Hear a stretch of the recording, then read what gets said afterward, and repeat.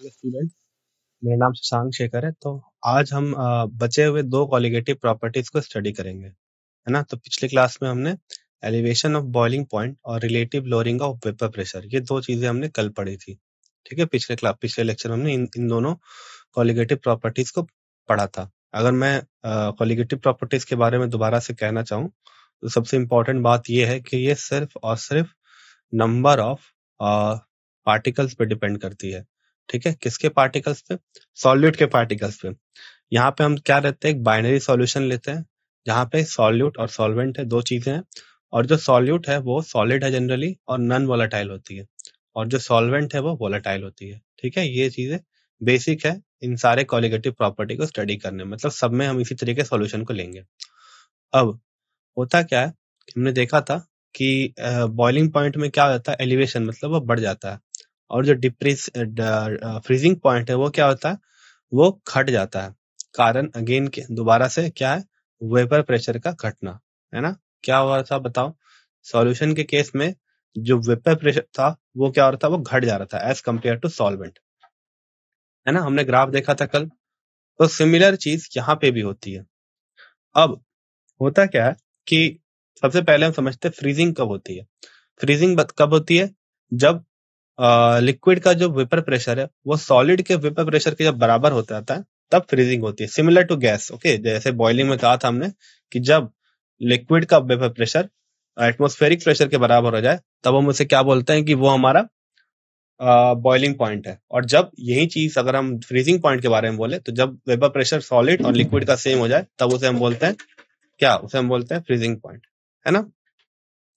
चलो, तो यही चीज यहाँ मेंशन्ड है, the pressure vapour pressure of the substance in its liquid phase is equals to the vapour pressure of the solid phase.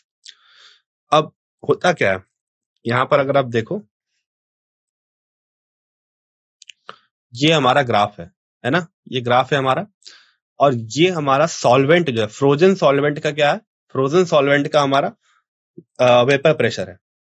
तो ये कुछ इस तरीके से होता है।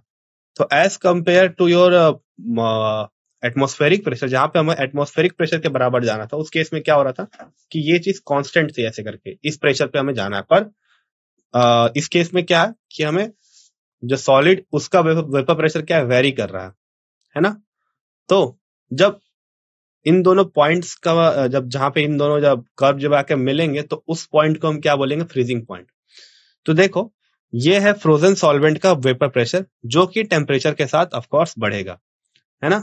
तो अगर आप यहाँ पे देखोगे तो ये T0F है, मतलब प्योर जो हमने सॉल्वेंट लिया है उसका वेपर प्रेशर क्या हो जा रहा है, फ्रोजन सॉल्वेंट के वेपर प्रेशर के बराबर हो रहा है इस पॉइंट पे, इस टेम्परेचर पे। क्लियर है।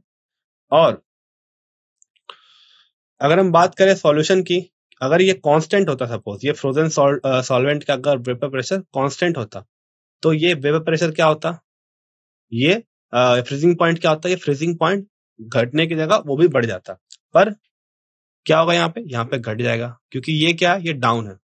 ठीक है, ये क्या वेरिएबल है, तो ये इसे इस पॉइंट पे कट कर रहा है, मतलब at a much lower temperature इसे क्या कर रहा है, इसे कट कर रहा है, और हमें freezing point at a much lower temperature देखने को मिल रहा है। क्लियर है। Now at this point we call this as the freezing point of the solution. तो चेंज कितना आया, इनिशियली T0F था और अब क्या हो गया, TF। तो डेल्टा TF क्या होगा, T0F माइनस TF, है ना। T0F माइनस TF हमारा होगा। अगर आप याद करो डेल्टा TB क्या था, तो TB माइनस T0 भी था, मतलब फाइनल माइनस इनिशियल था। और ये क्या, इनिशियल माइनस फाइनल है। ऐसा क्यों है, क्योंकि कॉलिगेटिव प्रॉपर्टी को हमें पॉजिटिव रखना है। और पॉजिटिव कब रहेगा, जब हम जिसको सब्सट्रैक्ट कर रहे हैं तो एक वैल्यू क्या ले, बड़ा ले। ठीक है, बड़े में से अगर छोटे को सब्सट्रैक्ट करेंगे तभी वो वैल्यू क्या आएगी, पॉजिटिव आएगी। तो हमें पता है कि डिप्रेशन पॉइंट क्या, फ्रीजिंग पॉइंट क्या हुआ, डिप्रेस हुआ, मतलब कम हुआ, है ना। तो हम क्या लेंगे, इनिशियल वाले को लेंगे जो कि ज्यादा था। क्लियर है।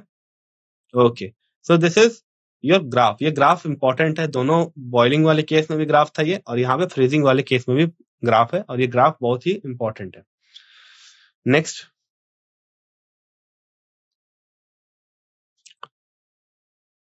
अब सिमिलरली हम भी इसको भी हम क्या करना चाहेंगे, क्वांटिफाई करना चाहेंगे। क्वांटिफाई इन द सेंस हम इसे बेसिकली फॉर्मूला के रूप में लिखना चाहेंगे ताकि हम देख सके कि किस अमाउंट में ऐड करने से क्या फ्रीजिंग पॉइंट पे इफेक्ट हो रहा है।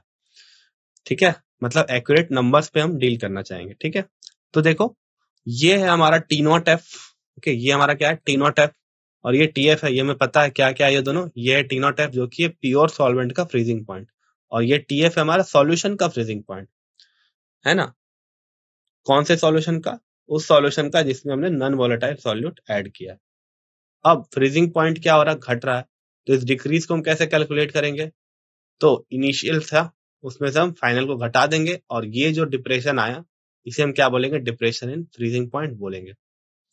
ओके, अब सिमिलरली जो ये भी एक कॉलिगेटिव प्रॉपर्टी है, और नॉन वोलेटाइल पार्टिकल के ऐड होने से ही ये कॉलिगेटिव प्रॉपर्टी क्या हो रही है, इनहैंस हो रही है। ठीक है, तो जितना ज्यादा पार्टिकल होगा सॉल्यूट का या फिर नॉन वोलेटाइल सॉल्यूट का, उतना ही क्या होगा, इसका फ्रीजिंग पॉइंट क्या होगा, डिक्रीज करेगा, है ना।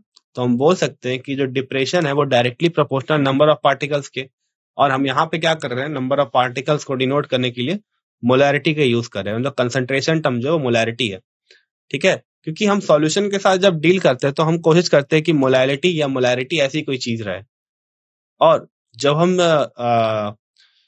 गैस के साथ डील करते हैं तो हम चाहते हैं मोल फ्रैक्शन है। तो देखा था आपने, हमने जब relative lowering of vapour pressure की बात की थी तो वहां पे हम मोल फ्रैक्शन ले रहे थे, और यहाँ पे हम क्या ले रहे हैं, मोलैरिटी ले रहे हैं। अगेन मोलैरिटी किसकी, जो सॉलिड पार्टिकल है, जो नॉन वोलेटाइल सॉलिड पार्टिकल है उसकी, तो उसके डायरेक्टली प्रोपोर्शनल होगा।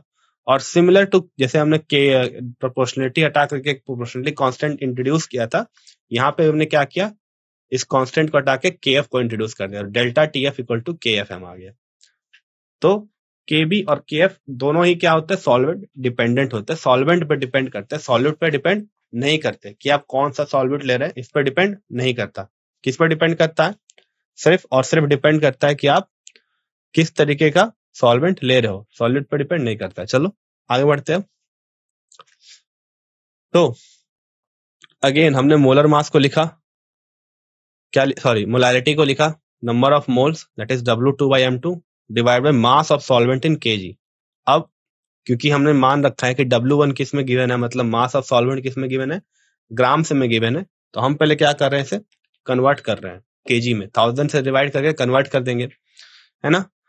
अब केएफ की यूनिट क्या होगी, केल्विन केजी पर मोल, सेम टू केबी, है ना। इसे हम फ्रीजिंग पॉइंट डिप्रेशन कांस्टेंट बोलते हैं, उसे हम बोलते हैं elevation point depression, sorry boiling point elevation constant बोलते हैं उस वाले को। यहाँ पे इसे हम मोलर डिप्रेशन कांस्टेंट बोलते हैं, उसे हम मोलर एलिवेशन कांस्टेंट बोलते हैं केबी को। इसे क्रायोस्कोपिक कांस्टेंट बोलते हैं, और केबी को हम बोलते हैं इब्लोस्कोपिक कांस्टेंट। ठीक है, तो ये सारे नाम आपको याद होने चाहिए, क्योंकि हो सकता है एग्जाम में केएफ की वैल्यू दी गई हो पर लैंग्वेज जो यूज किया हो गया हो वो आपको ना पता हो। ठीक है, तो आपको ये जरूरी है कि आप तीनों नाम अपने दिमाग में रखो। ठीक है, तो कौन कौन से नाम है, फ्रीजिंग पॉइंट डिप्रेशन कांस्टेंट, अगर आपने एक ये तीन याद कर लिए तो उसके अपोजिट वाले आपको पता होंगे। फ्रीजिंग पॉइंट डिप्रेशन कांस्टेंट उसका हो जाएगा boiling point elevation constant, molar depression constant molar elevation constant, cryoscopic constant तो उसका हो जाएगा KB, okay that is ebullioscopic constant, है ना। Okay, now coming back to the formula, यहाँ हमने ये चीज निकाल ली थी। अब इसको हम क्या करेंगे, यहाँ पुट कर देंगे, सिंपली क्या कर देंगे, यहाँ पे पुट कर देंगे, तो डेल्टा टीएफ की वैल्यू यहां से निकल के आ जाएगी। देखो वैल्यू पुट की गई है W2/M2 W1/1000, है ना। ओके, तो हमें क्या निकालनी थी चीजें, जो वो है फाइनली हमें M2 निकालना है। मैंने बता रखा है अगेन, कॉलिगेटिव प्रॉपर्टी का यूज हम मोलर मास कैलकुलेट करने के लिए करते हैं। तो यहाँ से हमने क्या निकाल लिए, यहाँ से हमने मोलर मास निकाल लिया उस सॉलिड पार्टिकल का जो कि अननोन था।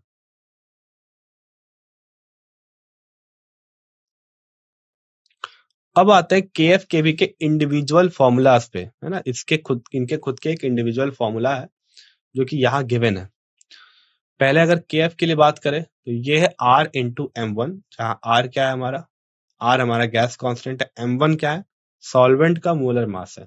ठीक है, क्या है, सॉल्वेंट का मोलर मास। इसीलिए मैं बोलता हूँ कि सॉल्वेंट के नेचर पर डिपेंड करता है, क्योंकि इसका कैलकुलेशन ही क्या होता है, सॉल्वेंट के लिए होता है, मल्टीप्लाइड बाई TF स्क्वायर जो कि है freezing point of the solvent divided by 1000 into delta H fusion. delta H fusion क्या है? Enthalpy change during fusion reaction. fusion क्या? fusion मतलब वो वाला fusion reaction नहीं, ये fusion मतलब your this solid is getting converted into liquid, वो वाला fusion है ना. और अगर मैं बात करूं केवी की, अब केएफ है तो वहां पे सॉलिड और लिक्विड का इंटरचेंज दिखा जा रहा है, इसलिए डेल्टा एच फ्यूजन लिया जा रहा है. और अगर मैं बात करूं केवी की, दैट इज इबुलियोस्कोपिक कांस्टेंट और मोलल एलिवेशन कांस्टेंट और you can say boiling point elevation constant, तो उसके लिए क्या है, आर है कॉमन, M1 भी है. टीएफ की मतलब फ्रीजिंग पॉइंट की जगह हम क्या ले रहे हैं, बॉइलिंग पॉइंट का स्क्वायर ले रहे हैं. ठीक है, ये पहला डिफरेंस. और दूसरा डिफरेंस है कि हम डेल्टा वेपराइजेशन ले रहे हैं, मतलब इंथैल्पी चेंज ड्यूरिंग वेपराइजेशन, है ना. और इससे हम क्या करेंगे, अपने केएफ और केवी कैलकुलेट कर लेंगे. Okay, simple. Okay, so this is all about the depression in freezing point. So यहाँ पे वैल्यूज गिवन है, देखो अगर आप, तो वाटर के लिए ये केबी है 0.52, इथेनॉल के लिए 1.20, साइक्लोहेक्सेन के लिए 2.79, है ना. तो ये कुछ वैल्यूज गिवन है, आपको याद करने की कोई जरूरत नहीं है. हाँ, आपको एटलीस्ट वाटर का जो बॉइलिंग पॉइंट है वो एक्यूरेटली पता होना चाहिए, 373.15. इस पूरे टेबल में अगर कोई एक चीज आपको पता होनी चाहिए तो वो है ये वैल्यू, और अप टू सेकेंड डेसिमल पता होनी चाहिए आपको. ठीक है, सिर्फ ये नहीं पता होना चाहिए कि ये 100 डिग्री सेल्सियस पे बॉईल करता है, फिर 373 केल्विन पे बॉईल करता है. आपको एक्यूरेटली पता होना चाहिए, पॉइंट के बाद दो डेसिमल है, 0.15, 373.15 पे वाटर क्या करता है, बॉईल करता है. Okay, so this is about the depression in freezing point. अब हम मूव करेंगे ऑस्मोसिस की तरफ. ठीक है, तो थोड़ा सा osmosis kind of tricky sound करता है पहले बार में, जब आप समझना चाहेंगे तो ये ट्रिकी साउंड करता है, क्योंकि आपके जो जनरल कॉन्सेप्ट है उससे थोड़ा सा आपको डिफर लगेगा, पर एक्चुअली होता वही है. तो देखो यहाँ पे हमने क्या किया, एक साइड हमने क्या किया, पहले इस डायग्राम को समझते हैं ना. एक साइड हमने क्या किया, सॉल्वेंट पार्टिकल का हाई कंसेंट्रेशन ले लिया है. ठीक है, और सॉल्वेंट पार्टिकल का लो कंसेंट्रेशन लिया है. कंसेंट्रेशन लो है, कैसे लो है, क्योंकि देखो सॉल्वेंट पार्टिकल तो ऑलमोस्ट सेम नंबर में है. ठीक है, पर हाँ कम है, एक्चुअली कम है. तो आप बोल सकते हो डायरेक्टली, आप ये बोल सकते हो कि सॉल्वेंट का यहाँ पे कंसेंट्रेशन क्या कम है. ठीक है, राइट. तो okay, one change is there. देखो ये सॉल्वेंट नहीं सॉल्यूट है, ये जो बड़े पार्टिकल है वो क्या है, सॉल्यूट है, और ये जो छोटे छोटे पार्टिकल्स है वो सॉल्वेंट है. Sorry for the confusion. ठीक है, अगेन ये बड़े वाले पार्टिकल्स क्या है, सॉल्यूट है, और ये छोटे वाले पार्टिकल्स क्या है, सॉल्वेंट है. तो यहाँ पे क्या है, सॉल्वेंट का कंसंट्रेशन ज्यादा है, लेफ्ट साइड में सॉल्वेंट का कंसंट्रेशन ज्यादा है और सॉल्यूट का कम है ना. राइट साइड में क्या है, सॉल्वेंट का कंसंट्रेशन कम है और सॉल्यूट का ज्यादा है. क्लियर है, ये विजिबल है बिल्कुल इस डायग्राम से. अब हमने क्या किया, इन दोनों को अलग अलग कंपार्टमेंट में रख के और बीच में एक सेमी परमेबल मेम्ब्रेन नाम का एक चीज यहाँ पे रख दी. आप इस चीज को एक बैरियर की तरह समझ सकते हो, कि जो कि सिर्फ और सिर्फ क्या करती है, आपके सॉल्वेंट पार्टिकल्स को ही पास होने देती है ना. मतलब इसका जो होल का साइज होता है, मतलब इसमें पोर्स बने होते हैं. ठीक है, पोर्स क्या होते हैं, बहुत छोटे होते हैं, और ये सिर्फ सॉल्वेंट पार्टिकल को पार होने देती है. पर solid particle as compare to solid particle क्या होते हैं, बड़े होते हैं, तो ये इनके थ्रू पास नहीं कर सकते. अब आपको पता है कि सॉल्वेंट का कंसंट्रेशन लेफ्ट साइड में ज्यादा है, तो पार्टिकल कहां से कहां मूव करेंगे, from high concentration of solvent to low concentration of solvent. मतलब मूवमेंट किधर से किधर होगा, इधर से इधर होगा.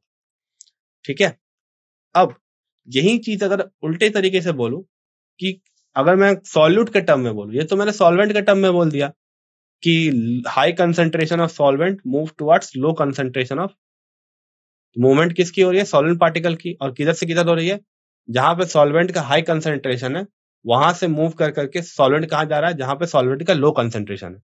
पर आप ये भी बोल सकते हो कि सॉल्वेंट का मूवमेंट कहां से कहां हो रहा है, जहां पे सॉल्यूट का लो कंसंट्रेशन है, और मूव किधर कर रहा है, सॉल्यूट के हाई कंसंट्रेशन की तरफ.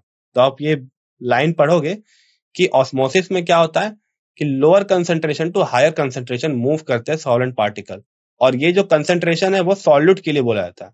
ठीक है, तो आपको लगता होगा कि ऐसा क्यों हो रहा है. जनरली क्या होता है, हाई से लो अपन ट्रेवल करते हैं, ठीक है, high energy to low energy में जाना चाहते हैं, पर यहाँ उल्टा हो रहा नहीं, हो रही है सही चीज, क्योंकि सॉल्वेंट पार्टिकल ही मूव कर सकते हैं। तो अगर आप उस टर्म में देखना चाहो, अगर आप लॉजिकली सोचना चाहो, तो आपको सॉल्वेंट पार्टिकल के कंसंट्रेशन को कंसीडर करके समझना होगा, है ना। ओके, नाउ अब आते हैं, ये जो एसपीएम है, ये बेसिकली मैंने बताया था कि इसमें जो पोर्स होते हैं वो सर्टेन डायमेंशन वाले पार्टिकल्स को ही अलाउ करते हैं, जिनके पार्टिकल जो कि बिल्कुल सेलेक्टिव होते हैं। अब ये जो एसपीएम है, ये क्या किससे बने होते हैं? ये हो सकते हैं कि एनिमल या फिर वेजिटेबल से बने हो, ठीक है ना, या फिर पिग के ब्लैडर से बना हो, पार्चमेंट से बना हो, ठीक है, सेलफोन से या फिर कोई सिंथेटिक जैसे सेलोफाइन हो, है ना। तो ये सब क्या है, एसपीएम के एग्जाम्पल है। क्लियर है। और यहाँ पे जो दूसरी इंपॉर्टेंट चीज है, मैं ये बात करना चाहूंगा कि ये जो सॉल्वेंट पार्टिकल है, इनका साइज छोटा है as compare to solid particle. ये क्लियरली विजिबल भी और ये एक्चुअली होता है। अब इसी प्रोसेस को हम क्या बोलते हैं, जहां पे क्या हो रहा है, अगर मैं सॉलिड के टर्म में बोलूं, सॉलिड के कंसंट्रेशन के टर्म में, कि जहां पे solvent particle lower concentration to higher concentration travel कर रहे हैं सॉलिड के रिस्पेक्ट में, उसे हम क्या बोलते हैं, ऑस्मोसिस, है ना। उसे हम क्या बोलते हैं, ऑस्मोसिस बोलते हैं। अब ये फ्लो कब तक होते रहेगा, जब तक कंसंट्रेशन ना डेवलप हो जाए, मतलब कंसंट्रेशन इक्विलिब्रियम ना सस्टेन करे, मतलब दोनों साइड का कंसंट्रेशन सेम ना हो जाए, तब तक ये फ्लो क्या होगा, चलते रहेगा। और इस प्रोसेस को, इस फ्लो को हम क्या बोलते हैं, ऑस्मोसिस, है ना। इस फ्लो को हम क्या बोलते हैं, ऑस्मोसिस बोलते हैं, राइट। अब देखो यहाँ पे जो डायग्राम है क्या रिप्रेजेंट कर रहा है, कि दोनों साइड इस पिस्टन पे जो प्रेशर लग रहा है वो पी एटीएम है, तो मतलब वो प्रेशर आपस में कैंसल आउट हो जा रहा है, इधर से जो प्रेशर लग रहा है वो इधर से लग रहा है। अब हमें क्या करवाना है, सपोज हमें इस फ्लो को स्टॉप करना है ना। ये जो फ्लो हो रहा है, सॉल्वेंट जो है वो लो कंसंट्रेशन ऑफ सॉल्यूट से हाई कंसंट्रेशन ऑफ सॉल्यूट की तरफ मूव कर रहा है। इस फ्लो को हमने क्या करना है, स्टॉप करना है। तो हम क्या करेंगे, प्रेशर अप्लाई करेंगे। देखो इधर क्या है, सॉल्वेंट है, मतलब सॉल्वेंट का हाई कंसंट्रेशन है, मतलब सॉल्यूट क्या है, कम कंसंट्रेशन में। तो मूवमेंट किधर से किधर हो रहा है, इधर से इधर हो रहा होगा, राइट टू लेफ्ट। तो हम क्या करते हैं, प्रेशर को अप्लाई कर देते हैं, ठीक है। और प्रेशर को इस तरीके से अप्लाई करते हैं कि ये जो मूवमेंट हो रहा है राइट टू लेफ्ट, वो बंद हो जाए। देखो ऐसा समझो कि सपोज आपने क्या किया, यू ऑल नो दैट आपके घर में पानी आता होगा टैप से, है ना। सपोज आपने क्या किया है कि एक टैप ले लिया, है ना। उस टैप में क्या है कि एक होल बना हुआ है, ठीक है, नीचे की ओर, राइट। अब सपोज आपने मान लिया वो पाइप जो आपने लिया है वहां पे एक जगह पे क्या है, थोड़ा सा वीक है, क्या है वहां पे थोड़ा सा वीक है, ठीक है, वीक मतलब जंग लगा हुआ है, फिर ऐसा कुछ है। अब अगर आप क्या करोगे, नीचे से अगर प्रेशर अप्लाई करोगे, मतलब कि उस पानी के फ्लो को अगर रोकोगे, तो क्या होगा, हो सकता है अगर वो वाटर का फ्लो अगर इनफ हो तो वो क्या करेगा, वो डैमेज करके पाइप को बाहर आ जाएगा, ठीक है। तो अगर आप एक साइड प्रेशर लगाओगे, मतलब अगर नीचे से आपने पाइप पे प्रेशर लगाया, तो प्रेशर क्या होगा, चारों तरफ वाटर अपने चारों तरफ प्रेशर अप्लाई करता है। तो वही चीज कुछ इस तरीके से हो रही है कि इधर से इधर मूवमेंट था, ठीक है, आपने क्या किया, प्रेशर अप्लाई करके इस मूवमेंट को रोक दिया, ठीक है। क्लियर है। और इससे हम ये जो एक प्रिंसिपल है, इसका हम यूज भी करते हैं एक जगह पे कार लिफ्ट करने या फिर कोई हैवी ऑब्जेक्ट लिफ्ट करने के लिए। सपोज आपने यहाँ पे एक छोटी सी पिस्टन बना दी, ठीक है, और आपने क्या किया, प्रेशर अप्लाई किया, और यहाँ पे आपने कोई हैवी ऑब्जेक्ट रख दिया। तो अगर आपने प्रेशर ज्यादा अप्लाई करोगे तो क्या होगा, ये जो है ये पिस्टन ऊपर की ओर मूव कर जाएगी, ठीक है, रादर देन स्टॉपिंग, ये ऊपर की ओर उल्टे की ओर मूव कर जाएगी। तो इसी प्रिंसिपल के बेसिस पे हमने क्या कर रहा है, हम यहाँ पे ऑस्मोसिस को स्टॉप करवा देते हैं, ठीक है। तो ऑस्मोटिक प्रेशर इसे हम बोलते हैं। तो ये जो पाइप प्रेशर हमने लगाया ताकि इस ऑस्मोसिस को स्टॉप कर सके, इसी पाइप प्रेशर को हम क्या बोलते हैं, इसी को हम बोलते हैं ऑस्मोटिक प्रेशर, है ना। ओके, अब इसका फॉर्मूला क्या होता है, सिंपल है, pi that is osmotic pressure is equal to C R T. C हमारा कंसंट्रेशन है, आर हमारा गैस कांस्टेंट है, और टी टेम्परेचर जो कि केल्विन में रहेगा। अब डिपेंड करेगा कि आप सी क्या ले रहे हो, उसी हिसाब से आपका आर भी चेंज होगा। अगर आप जो सी है वो क्या है, वो कंसंट्रेशन है, बेसिकली मोलैरिटी है, ठीक है। यहाँ पे हम मोलैरिटी लेते हैं। तो दोबारा से रिवाइज करवा दूं कौन कौन सा कंसंट्रेशन टर्म कहाँ यूज होता है। तो अगर मैं बात करूं relative lowering of vapour pressure में, तो वहां पे हम मोल फ्रैक्शन लेते हैं। डिप्रेशन इन फ्रीजिंग पॉइंट या एलिवेशन इन बॉइलिंग पॉइंट, वहां पे हम मोलैलिटी लेते हैं, that is number of moles per KG of solvent, और यहाँ पे क्या लेता है, मोलैरिटी लेता है, it is number of moles per litre of solution, है ना। देखो यहाँ पे फॉर्मूला है N2/V, मतलब number of moles of solute by total volume, है ना। तो अब N2 हम लिख सकते हैं W2/M2, और यहाँ से अपना हम M2 कैलकुलेट कर सकते हैं। तो इस फॉर्मूले में हमने क्या किया, यूज करके अपना मोलर मास कैलकुलेट कर लिया। So the pressure that just stops the flow of solvent is called as osmotic pressure, है ना, जो कि इस राइट से लेफ्ट वाले मूवमेंट को जो स्टॉप कर दे, मतलब जो सॉल्वेंट मूव कर रहा है राइट टू लेफ्ट, उसको जो स्टॉप कर दे, उसे हम क्या बोलते हैं, उसे हम ऑस्मोटिक प्रेशर बोलते हैं। क्लियर है।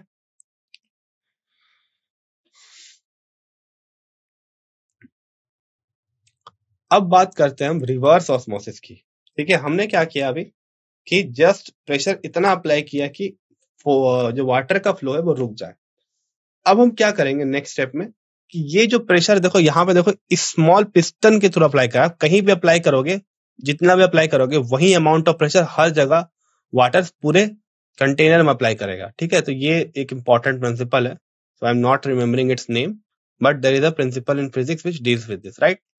अब यहाँ पे हमने क्या किया, जो प्रेशर हमने लगाया वो ऑस्मोटिक प्रेशर से ज्यादा हो गया। ऑस्मोटिक प्रेशर क्या करता था, जस्ट उस फ्लो को स्टॉप कर रहा था, और अगर उससे हमने ज्यादा लगा दिया तो वो क्या करेगा, वो फ्लो को उल्टा कर देगा, है ना। तो देखो अब क्या होगा कि सॉल्वेंट पार्टिकल जो लेफ्ट टू राइट मूव कर रहे थे, है ना, अब क्या होगा, राइट टू लेफ्ट मूव करेंगे, और सिर्फ सॉल्वेंट पार्टिकल ही मूव कर सकते हैं। क्यों? क्योंकि सॉल्वेंट पार्टिकल जो है उनका साइज इनफ है, किसके लिए, उनका साइज इनफ है इस सेमी परमेबल मेम्ब्रेन से पास करने के लिए, है ना। तो एक तरीके से क्या हो रहा है, ये सॉलिड पार्टिकल पास करने से हम प्यूरिफाई कर पा रहे हैं। क्या कर पा रहे हैं, प्यूरिफाई, क्योंकि इस साइड जो हमें मिल रहा है वो क्या, फ्रेश वाटर, वो क्या है, क्लियरली एक फ्रेश वाटर है। Now the pure solvent flows out of the solution through the semi permeable, this is called as reverse osmosis. तो जो फ्लो होना चाहिए था, अगर हम उसके अपोजिट साइड में, विपरीत दिशा में अगर फ्लो करवा दे तो क्या होगा, हमें रिवर्स ऑस्मोसिस देखने को मिलेगा। Okay, so this is called as reverse osmosis. तो तीन केसेस बनते हैं। अगर आपका जो ऑस्मोटिक प्रेशर है वो आपका जो प्रेशर है वो अगर ऑस्मोटिक प्रेशर से कम हुआ तो क्या होगा, ऑस्मोसिस होगा। अगर उसके बराबर हुआ तो बिल्कुल भी फ्लो नहीं होगा। अगर उससे ज्यादा हुआ तो रिवर्स ऑस्मोसिस होगा, है ना। तो ये तीन केसेस इंपॉर्टेंट है, क्वेश्चंस आते हैं इससे। अब आते हैं आइसोटोनिक, हाइपरटोनिक और हाइपोटोनिक सॉल्यूशन पे।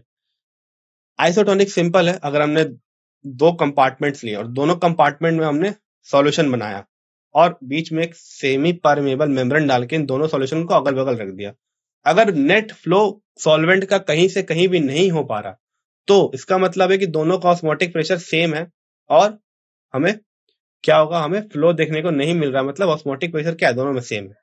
ठीक है, दूसरे केस में क्या किया हमने, अगर हमने हायर कंसेंट्रेशन ऑफ सॉलिड ले लिया, ठीक है, हायर कंसेंट्रेशन ऑफ सॉलिड ले लिया तो क्या होगा, वाटर क्या होगा, फ्लो इनटू इट, और वाटर क्या करेगा, उसके अंदर फ्लो कर जाएगा, है ना। ये एक केस हो सकता है। देखो ऐसा समझो, ये हाइपरटोनिक और हाइपोटोनिक बेसिकली एक सेल को डिफाइन करने के लिए किया गया है इसका यूज। तो सेल में पता है कि हमें इलेक्ट्रोलाइट प्रेजेंट है ना। तो अगर आपने क्या किया कि वाटर का कंसंट्रेशन ले लिया, ठीक है, वाटर ले लिया, और वाटर में जो आपने जो इलेक्ट्रोलाइट ऐड किया है उसका कंसंट्रेशन सेल के अंदर के जो इलेक्ट्रोलाइट का कंडीशन कंसंट्रेशन है उससे ज्यादा हो, ठीक है, एक ये केस। और अगर जो बाहर का जो कंसंट्रेशन है ना, जो अपने बाहर का जो सॉल्यूट का कंसंट्रेशन है वो कम हो और अंदर का कंसंट्रेशन क्या हो, ज्यादा हो सॉल्यूट का, ठीक है। ठीक है, ये दोनों केस होते हैं। तो जब बाहर का वाटर का जो कंसंट्रेशन है, ब्राइन सॉल्यूशन बोलेंगे आप उसे, तो जो ब्राइन सॉल्यूशन हमने प्रिपेयर किया उसका जो कंसंट्रेशन है, अगर वो सपोज कम हुआ अपने सेल के इलेक्ट्रोलाइटिक कंडीशन से, कंसंट्रेशन से, तो क्या होगा, वाटर जो है वो बाहर से अंदर की ओर मूव कर जाएगा, ठीक है, और सेल में क्या होगा, पानी भर जाएगा, है ना। और जो दूसरा, उसे हम क्या बोलते हैं, हाइपरटोनिक सॉल्यूशन। और जो दूसरा केस बनता है वो क्या है, अगर आपने बाहर का कंसंट्रेशन ज्यादा ले लिया तो जो सेल के अंदर का वाटर है वो बाहर की ओर मूव कर जाएगा, है ना। तो वो सेल क्या होगा, श्रिंक कर जाएगा। अब यहाँ पे सेमी परमेबल मेम्ब्रेन की तरह कौन काम कर रहा है, ये भी तो क्वेश्चन आ सकता है। तो हमारा जो सेल वाल है वो as a semi permeable membrane काम करता है। क्लियर है ये point? Okay, so this is important, right? अब देखो यहाँ पे वही चीज लिखी है, तो हमने क्या लिया, ब्लड सेल लिया है, ठीक है। तो जब हम इसे सेलाइन सॉल्यूशन में, यानी आप बोल सकते हैं इलेक्ट्रोलाइट का एक सॉल्यूशन समझ सकते हो, तो जब इसको सेलाइन सॉल्यूशन में डालते हो और जो NaCl का कंसंट्रेशन है अगर वो 0.9 से ज्यादा हो, ठीक है, मतलब आपने जो सॉल्यूशन लिया है उसमें क्या है, जो इलेक्ट्रोलाइट कंडीशन है वो ज्यादा हो, तो वाटर क्या करेगा, आउटवर्ड की ओर फ्लो कर देगा, ठीक है, water the due to flow of water into the cell, right.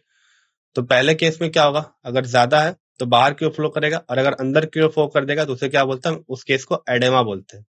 Similarly अगर आप रॉ मैंगो लेते हो और उसको अगर ब्राइन सॉल्यूशन जो कि सॉल्ट वाटर उसमें डाल देते हो, तो बाहर का कंसंट्रेशन ज्यादा होता है, सारा वाटर क्या होता है, बाहर की ओर फ्लो कर देता है ना। तो उसके कारण क्या होता है, फिर वो मैंगो क्या होता है, सिकुड़ जाता है। और यही पिकल्स में यही चीज होती है।